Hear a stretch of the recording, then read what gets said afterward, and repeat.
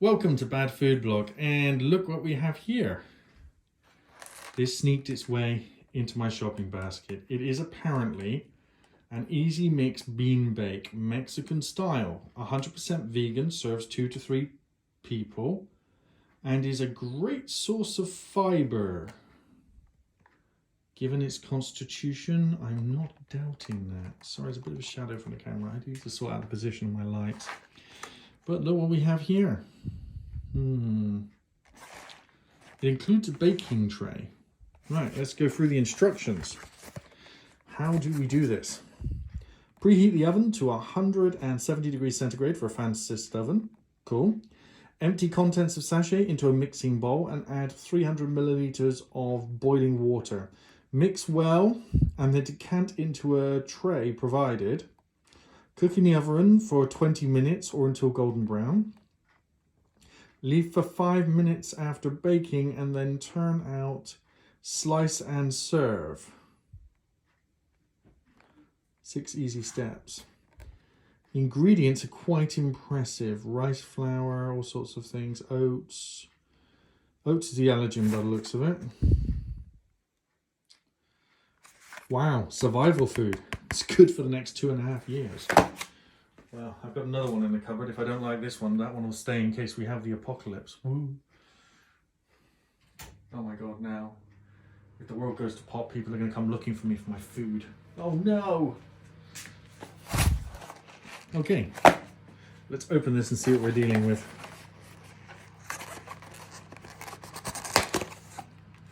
Disconcertingly, it has no security seal.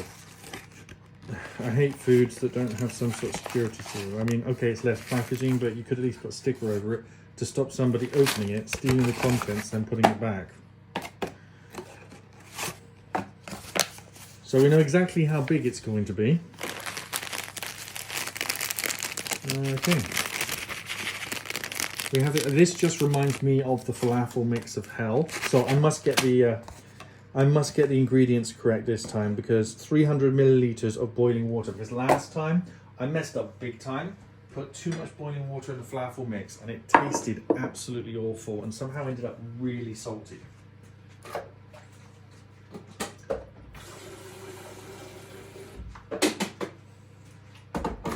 These noises are just me putting the kettle on. I will return once the kettle has boiled, and we shall have it out. Falafel mix. It is you again, isn't it? By a different name. Oh dear.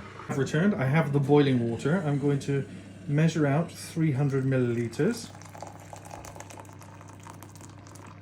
There we go. 300 milliliters. I'm going to empty the packet into the mixing bowl. Mixing bowl I've gone with is Pyrex. I can't open the packet. Oh. I'm not trying to rush, but it would help if every single plastic packet wasn't designed to be impossible to be opened by mankind.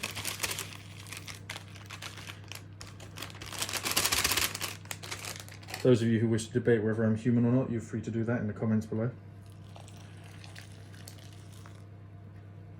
300 milliliters of boiling water. Whoa, immediately we've got a very spicy smell coming out of it. Extremely spicy. Okay. Ooh, there's a little bit of foaming going on there. This does look like the falafel mix all over again, I'm going to say.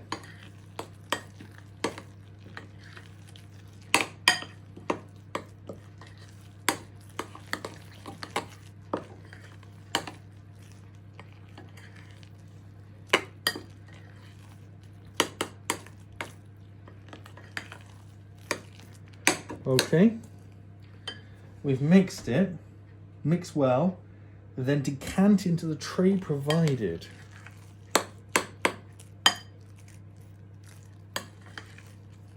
Okay, so I guess that's not really decanting, is it? Slop into the tray provided. Splunge into the tray divided. Scrape or mash into the tray provided. Squeeze into the tray provided. Splurge into the tray provided. Squish into the tray provided. Paste into the tray provided. Now, I think for effect, I'm going to use that trick to use on meatloaves. Look at this, look at this, this is like a comical fork. Look at the length of those tines. Yeah, does that not make it look a bit more presentable? See, with an old meatloaf recipe, or nut roast recipes they used to be called, used to do that, then used to season the top to make it look a bit more presentable. And then always, so as you've got a nice crispy top, you drizzled a tiny bit of oil on the top. I'm just trying anything to make this taste better because I do not have high hopes. I mean, it doesn't look too bad. Not entirely sure what I think of it though. One of those meals where you sort of think, don't know if I'm really going to like this. I also don't know if anything's going to leak out of it. I'm just preparing a tray. I'll be back in a second. You can continue staring at it. Might edit this part out, but this is the long video for the week, so I don't want to bore you guys. Tray. In tray. Oven's not heated up. I will place it in the oven when the oven's hot enough. The oven is up to temperature. In it goes.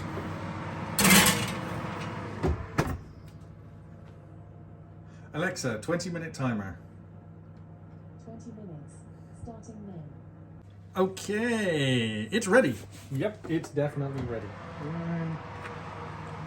There we go. Ooh, look at that. Wow.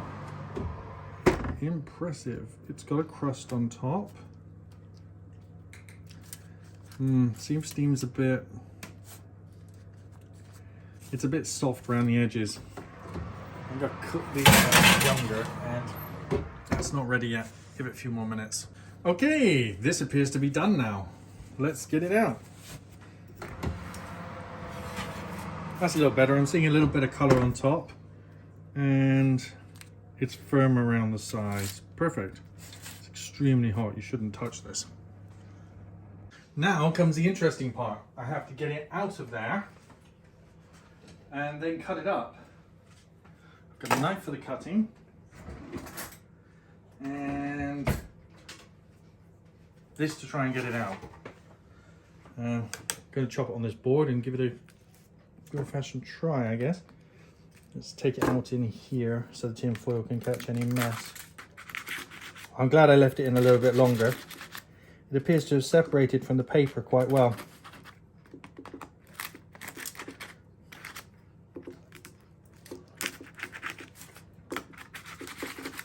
I think this will...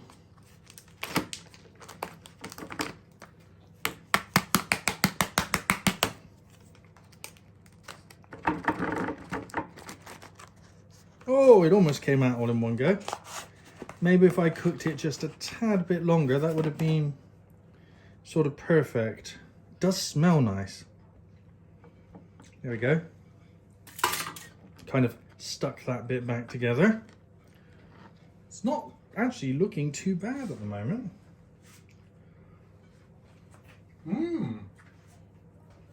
It actually tastes quite nice as well.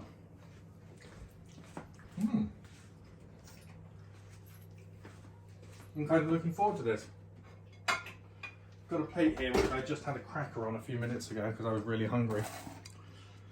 So I'm going to use this for the taste test. So what I guess I'm going to do is cut a couple of slices. Ooh.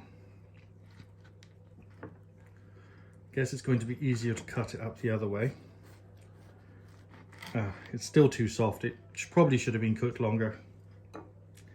It's very soft. Yeah, so the cooking time is way out. I would have said that the cooking time for something like this was a good 40 or 50 minutes. And I don't think that the 20 minutes they said or even the time I left it was close to long enough.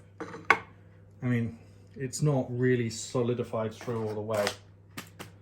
So I might put this back in the oven for another 15 minutes. Let's give it a taste anyway. Ouch, that's still too hot to touch. So that's going to go back in the oven for another like 10 to 15 minutes. Totally predictable. Cooking times on so much packaging is just never true these days.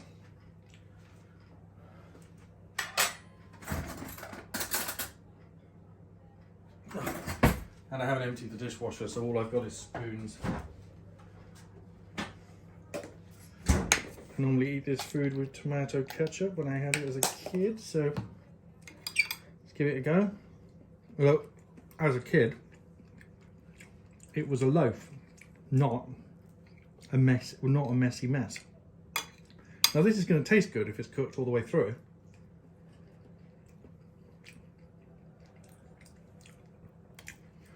But a bit like the falafel, it's way too watery. But this one isn't my fault, I followed the instructions this time.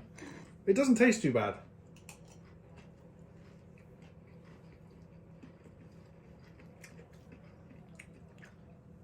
Essentially, it's a giant long falafel made of beans with Mexican spices. I mean, it actually tastes pretty good. I would definitely make this for a meal. I'm only trying it. No one in the family wanted to experiment with having it as a meal. But yeah, I used to have these as a kid. I'm pretty sure the cooking time was 40 minutes. I think all the will in the world, you can't cut a cooking down time in half. A lot of packets half the cooking time and it just makes no sense. It's just all squidgy. Other than that, it tastes wonderful. It tastes just like falafel, which always needs sauce, but definitely could do with, you could use this for falafel mix because it's like half the price for twice the amount. Not bad. I'll buy it again. Thanks for watching. Please like and share the video. And if you enjoy what I do here and you like me reviewing these weird foods, please pop me a subscription. Thanks. Bye.